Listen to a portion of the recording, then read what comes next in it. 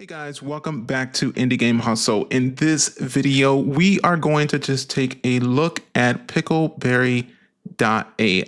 Pickleberry is basically a 3D generation website where you can do your text to 3D, image to 3D, you can remesh your game objects, you can texture and animation. Now, the animation part isn't here yet, but it's coming soon. So that we will not be able to look at today. But today we're going to just kind of play around with some of the generation types here and just kind of look at some of the things that I've already generated and that you can kind of see how it looks, what the results are, right? And maybe we can take a look at some topology. And then on top of that, we're going to dive into Unity to see how the integration with PicoBerry and UModeler X inside of Unity kind of all works. So here we go. So on my screen here, you can see that I have a character here.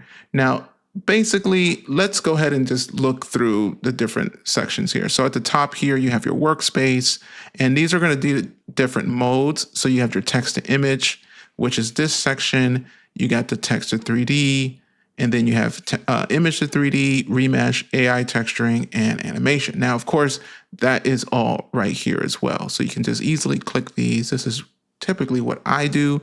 I just click these. Now animation is coming soon, so that's not here quite yet, but when it's here, it's going to be perfect. I'm sure of it. So we're going to take a look at that later. Now in this section here, you can go ahead and actually type in your different prompts.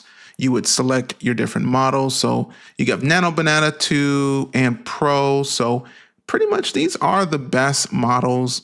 Honestly, I don't really see much else you would need to use, but I know there's like other things out there in the world, but for me, I can get pretty much most done with just Nano Banana and Nano Banana 2. And sometimes I'll use a Pro, but for the most part, Nano Banana will get the job done. And what you would do is like just put in your prompt, say Cyberpunk Street Samurai, and then you can put in a reference image if you need to. You can select a style. So they have built-in styles here. So Japanese, chibi, pixel art, etc. And then you can choose your aspect ratio. So I typically go with 1:1, but if I'm doing like, maybe I need like an environment image, I'll do something like a 16:9. But yeah. And then you have, of course, the ability to do for one image, something like this. So if you just wanted to kind of generate multiple images, you can do that as well. Now, this is very similar to how some other image generation sites work. But it's really nice because this is very closely related, not just image generation, but 3D generation. So as you can see, I'm hovering over this.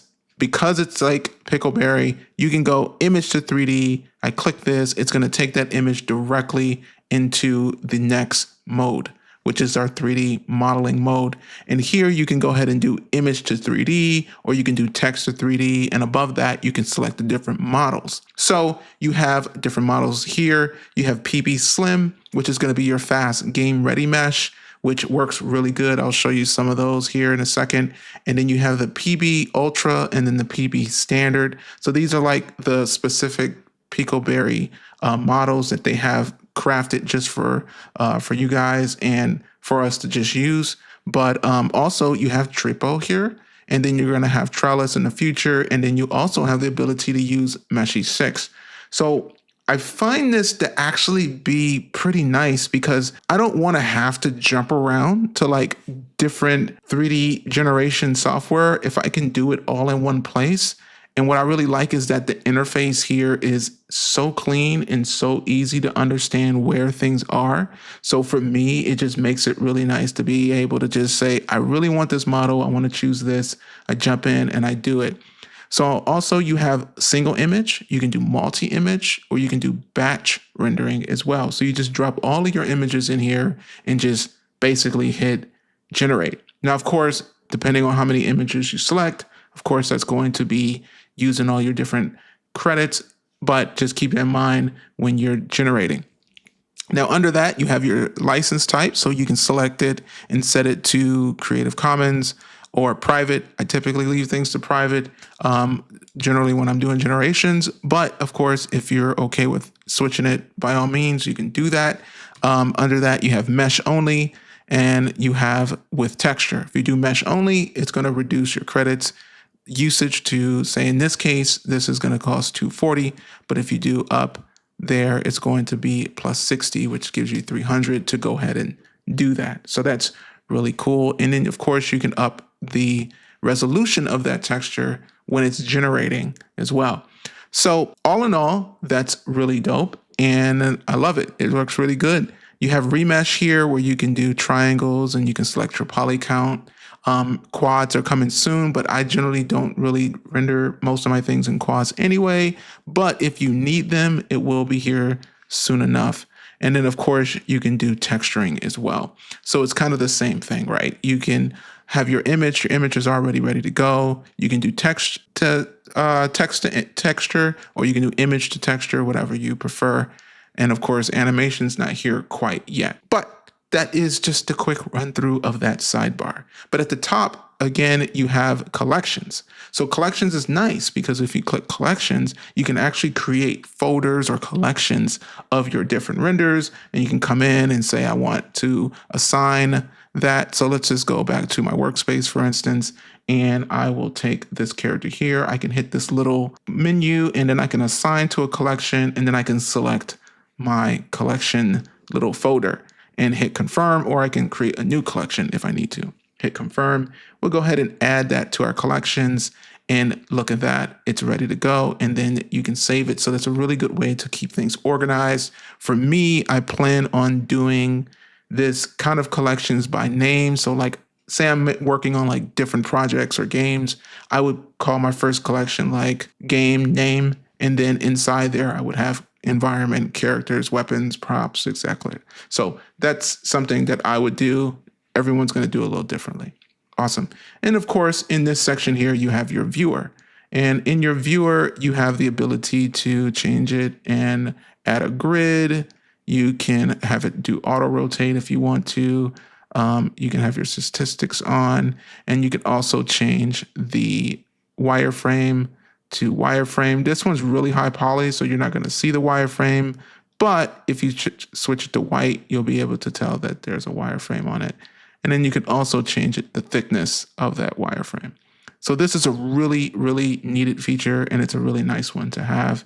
And actually, I'll pick a lower poly character just to show you how that will look. So as you can see, it looks really good. And as you can already tell, this character has pretty good topology on here. And if you look on the right side, this is where all your generations are kind of going to show up.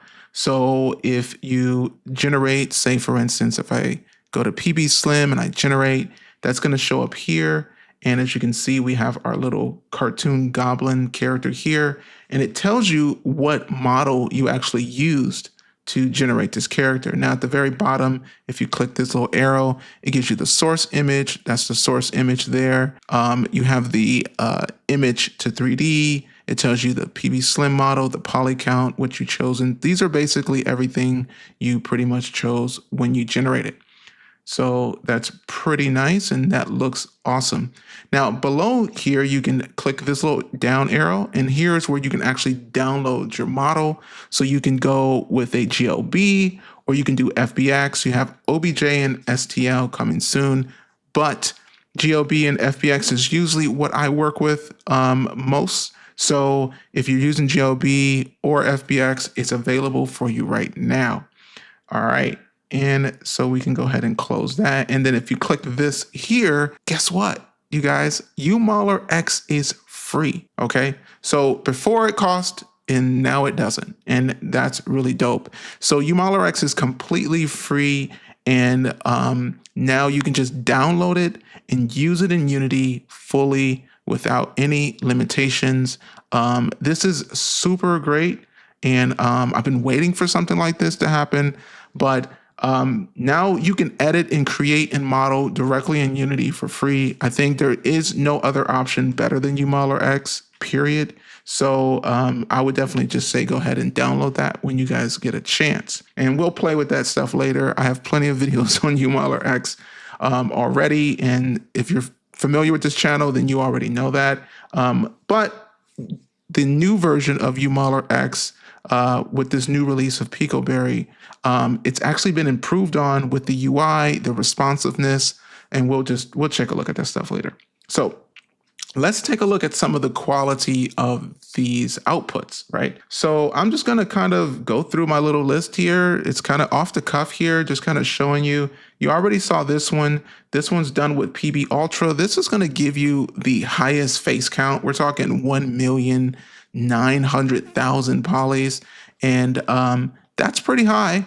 This is not something you would use directly in a game. Honestly, you can if you want. It will run pretty poorly, I think, at 1 million, but that is the reason why you have the ability to remesh your models. So say you do like this and you want to, say, bring it down. So we can just go over to remesh, select, we can click this and kind of edit it. Right now, it just goes up to 20,000 for this particular model. So what we're going to do is hit generate. Now this is going to cost 60 of my credits here, and it's no big deal. I'm just going to go ahead and hit generate. And when you hit generate, you'll notice that it's going to move it to the top of this list here, and then it's going to start remeshing, and it's going to give you a estimated time of completion. And while that's doing that, you can still kind of navigate through here and do other things.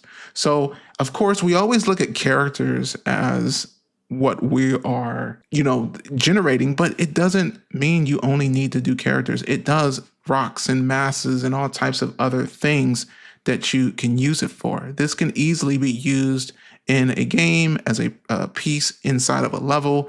And if you use your image generator, you can create multiple variations of this type of design, right? And so let's take a look at this one here. So this one used triple dot 3.0, and that looks really good for a 3.0 model, right? And we know, I believe they have another model at 3.1, but this looks good, and it's only 400,000 faces. Now this one here, if I click it, I did a remesh on it, and this one only has 24,000 faces, and it looks almost identical. There's a little bit of cleanup that could be used to kind of clean up maybe on the little jean jacket here, on the neck here, that sort of thing on the face. But for the most part, you have a clean model that you can utilize. And there is that. Now, if we take a look at the actual topology of this, it's a nice looking model that you can easily use in a game, right? And so I would say go for it when it comes to using these things. It just looks really good and ready to go. And that's just triple dot 3. Now, this one again is another model, just kind of playing with some of how some of these things work. But again, 400,000, and you can go over to something like this and brings it down a little bit, and you can probably bring this down even lower if you want to. And then we have another one using 3.0, just another option here to go with. Now, there is something I realized in generating some characters. Now, I have a character here, and as you can see, that's done pretty well. Let me go ahead and take that off. And this looks great, personally. It looks really good, and that would say that's very usable. The fingers are all separated. Go ahead and turn that wireframe off. And very minimal need to adjust any of the texturing. Like you have this little belt color here, this brown here. You can probably paint that in, and that's something you can do with UModeler X Paint. So you would just take this and move it into Unity and just literally edit your 3D object. But these are very small things, but for the most part, this looks really good. Now I'll go ahead and stop it from rotating for now. Let me go ahead and turn that off. Now, something I noticed, now you notice this character doesn't have any hair. She doesn't have any hair and any of that, but I actually have separated the hair. So look at this. So now we have the hair here, and this is a very unique concept, I think, that a lot of us could use inside of here. Now, what you can do with your mesh is if you have your image, say for instance, you have an image and say this is the image here, and you say, I want to edit this image, and you can type in something like type what you want to change. And you basically type in and say, I want to remove the hair. So this character would have had some hair, and you would have actually typed it and it would have removed it. That would be a good way to start that process. But what you can do is actually go ahead and say, leave the character or remove the character and leave only the hair. And that's another option that you can do as well. Now, I've already actually done that on a few models here. So let me see if I can find my example images. So let me pull these over here. So for instance, say you have a character and it kind of look like this. So you would first generate this, and then you would put in your prompt to remove only the hair. So then you would have this, and then you basically would pull these into your 3D model. So let's go ahead and do that and see, did I already do that? I feel like I've done it already. I did it for this hair. Did I do it? I did. So you would generate, and this one's still remeshing, but here's the hair for this one. So that looks really nice, right? And then we have our character here. So that looks really good. And this character came out excellent. And look at that poly count. Look at that. 4,700 for this full character, all textured and ready to go. Looks really good. The hair equally looks good. Now, this is 900,000. So let's go ahead and actually put in a quick remesh on this and see how well it remeshes, and see if we can get this down to something a bit more usable for like a game use. So I'll just go ahead and keep this selected, just go over to remesh, and I'll bring it down to, let's try 3,000 to see, and I'll just hit generate, and we'll just go let that finish, and I'll be right back once it's complete. All right, so it looks like it's all done. So we'll go ahead and click on this here, and there we go. And so now we brought it down from, what is that, 970,000 to 4,000 polys. And so if we look at that breakdown, that looks pretty good. And I would say that we could use that definitely, and we can always improve on it if we need to. Great, so that's useful, and you're not gonna see the inside of any of this because it's gonna be on the head of the character, right? So also we noticed that this is completed as well.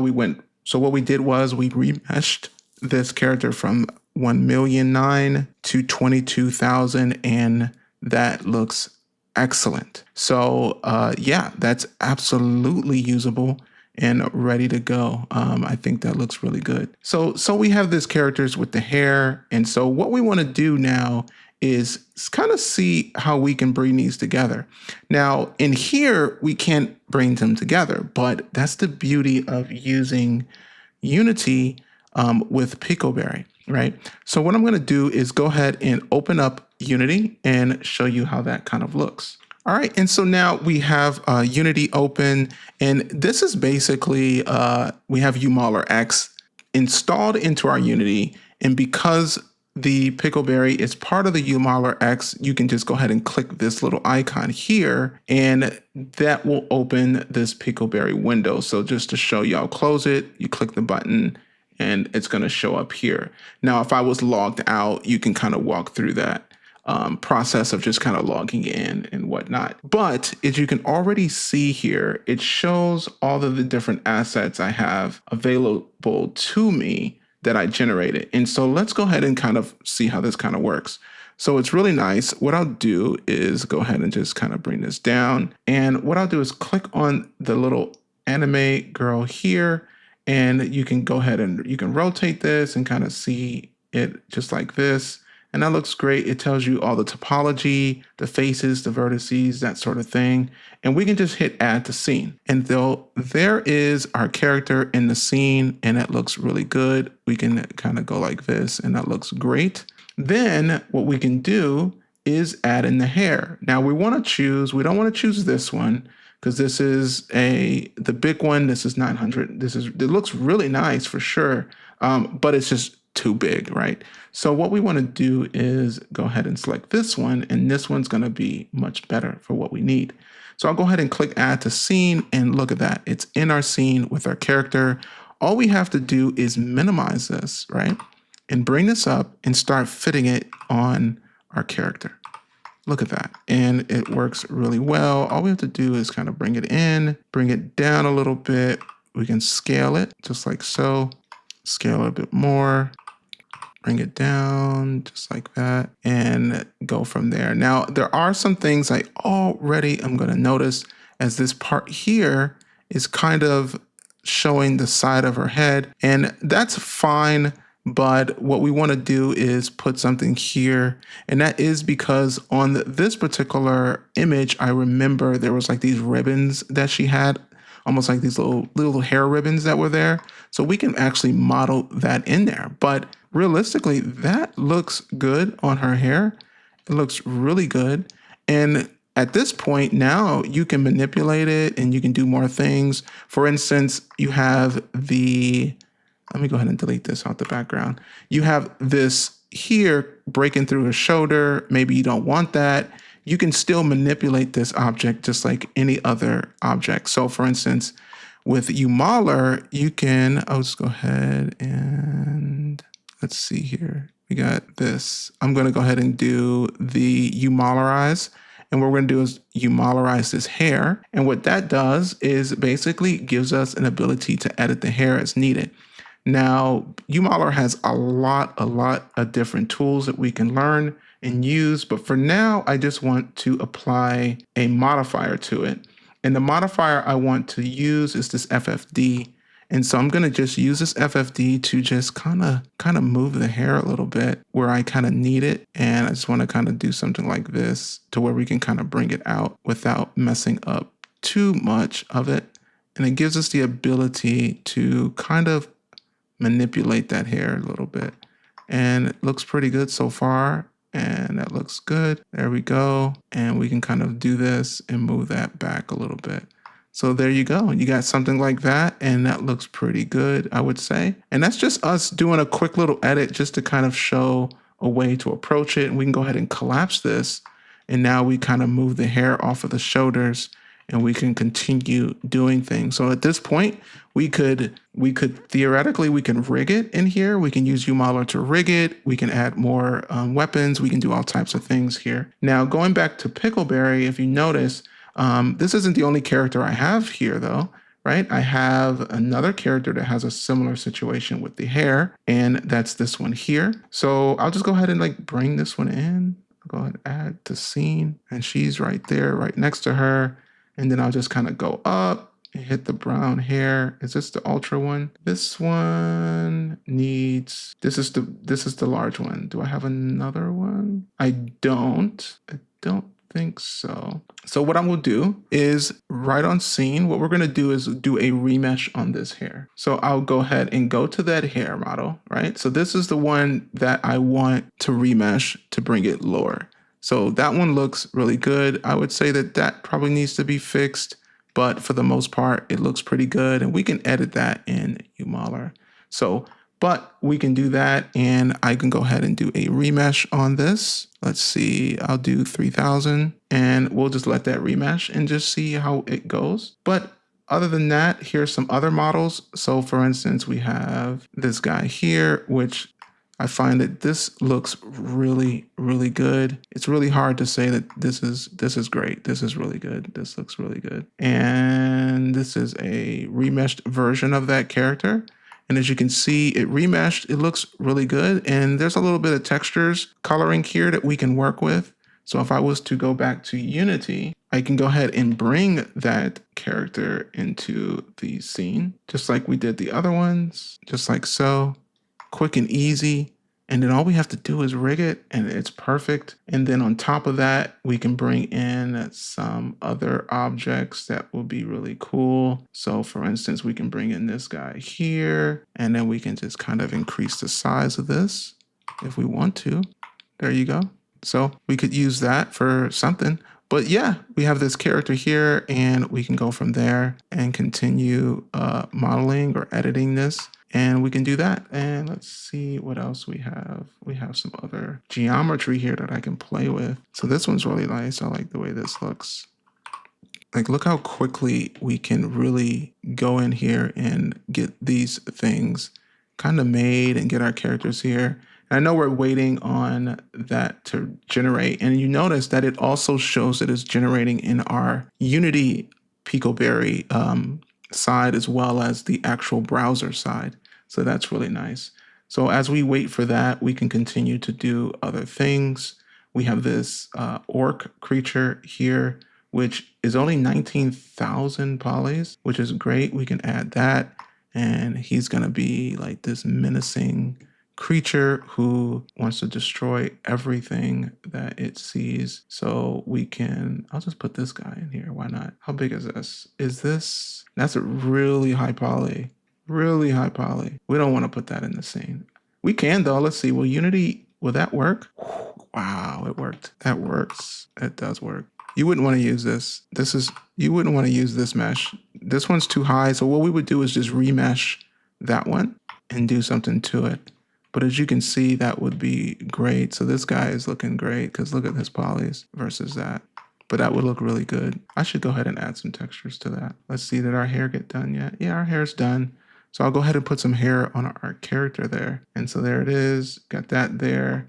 We probably want to redo that, but for the most part, it looks pretty cool. So we can move that. Now, as you can already tell, right off the gate, you can swap out hairs depending on the character. So let that be something you can do. So let's see here. Go ahead and bring this down, bring that in. It looks a little big. I'm gonna go ahead and bring this in like so. Cool. Almost perfect, right? That looks pretty cool. Maybe there should be a hairstyle like this. That looks kind of cool. All right. But very quickly, how you can see that we can do that. I think that's really dope. It just shows you how like easily you can like get things going inside of with using Pickleberry and UModeler and Unity. And all of this is like super smooth, super easy. So that looks really good as far as I'm concerned. That looks awesome. And then you have your rocks. That looks mad good. Yeah, that looks really good. He looks really good too. Let's get some lighting on here. Let's see how that looks. I'm just gonna go ahead and drop a light just for fun. I know. That's not what the video is about, but it's just fun because it looks cool. Let's see what else. Shadows. We want shadows. Ooh, look at that. That looks good. Got some shadows there. There we go. Yeah, it looks great. Yeah, it looks great. But as you can see, using Pickleberry with UModeler is like a no-brainer. And you can just very, very quickly get something up and running, like very, very quickly. I'm gonna head back over to Pickleberry here. And we have these other little creatures here. Look at this little guy. Looks good. This guy looks great. Look at the polygon on that. It looks good. We can definitely use this. And then this is the ultra version. So this is like the 1 million. So those are the details. Now look at this. There's all your details right there. There's all those details just like that. And if you look at the low poly version and we go ahead and look at it, look at that. So that looks really, really good. So yeah, and you just put on the texture, boom, like everything you need right there, baked right in. It looks great. But yeah, looks really good. We even have a car here that we can do. This looks really nice, as you can see. And the car concept is the same concept I did with the hair, right? You just use Nano Banana to basically remove the wheels and only have wheel wells. And then you do the wheels of the car. Now this case, that one's kind of messed up, so we can redo that one. And I think I have another one I can do, but you would just basically do that and you would go into Unity and bring them together. Great.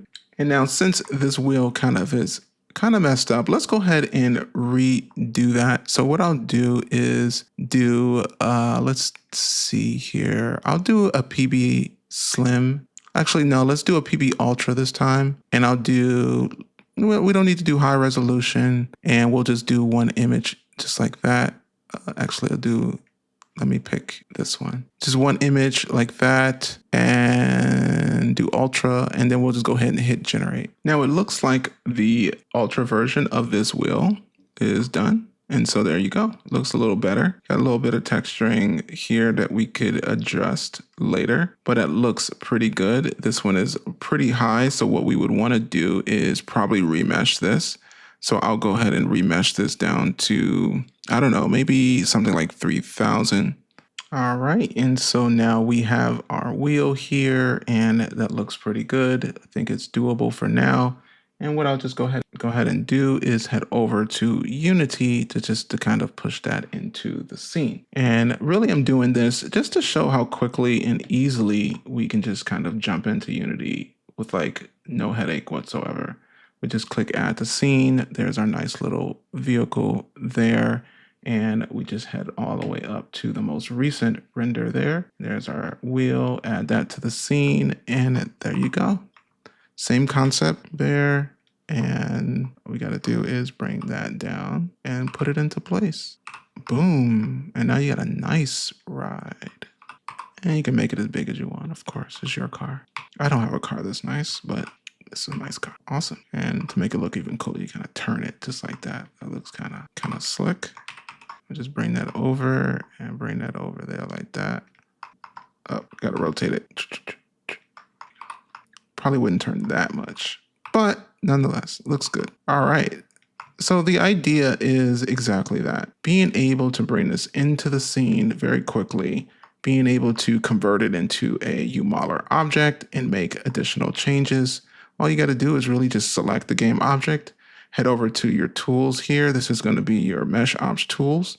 And just hit this button here where it says modularize, and boom, now you have an object you can actually edit and do other things too. So if I want, I could do this. I'm not saying I should, but I could. I'm not sure what that is, but we could do it because that's the beauty of having the ability to make edits to whatever we want to do. That doesn't look great, but we could do it. Awesome. Well, other than that, just wanted to kind of demonstrate the way that this could work and how quickly or easily you could make and add objects into Unity using your PicoBerry plugin here. And there's just so much to do and so much that we can do and add, and it's going to look really good once you kind of build out all types of stuff. You can just make all types of worlds. And then what's really cool is that you can like combine all these things, and we can really build this world out. And I really do plan on doing that. And I have some more to show you guys later. But for now, this is what we can do. Looks pretty cool. This guy looks very mean. So yeah, that's just our first look at kind of using PicoBerry and really getting an understanding as to like how 3D and images could work together and how you can really build your game assets all using this tool. And while building it, you have full control over what you do. And on top of that, you still have really good clean topology with these things. And it's only going to get better from here, you guys. It's only going to get better. We're going to have animation. Oh, I can't wait once animation is added to where we can rig our characters. I mean, we're talking one-click rigging. Like, come on, it's going to be amazing. So anyway, this is Indie Game Hustle. My name is Charles. If you guys have any questions, please reach out. We're going to obviously be doing more videos like this. I got some stuff in the pipeline that you guys are definitely going to be a part of. And so let me know what you guys think of PicoBerry and what you guys want to see. What workflows are you using? I have some other ideas how I want to do this and how I want to use it. And I'll be kind of showing you guys kind of my workflows. And I already kind of showed you generally you can use an image and you can break up the parts and use Nano Banana to do that for you. And so it makes it really easy. Well, anyway, I'll see you guys in the next video.